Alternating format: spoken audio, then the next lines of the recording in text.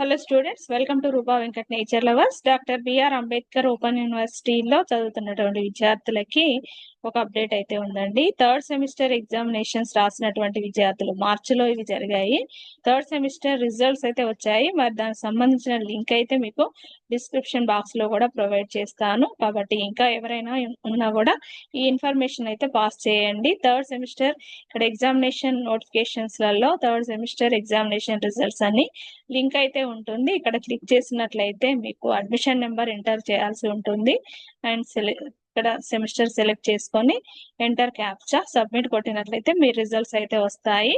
ఇక మరింత లేటెస్ట్ సమాచారానికి ఛానల్ కి టచ్ లో ఉండండి.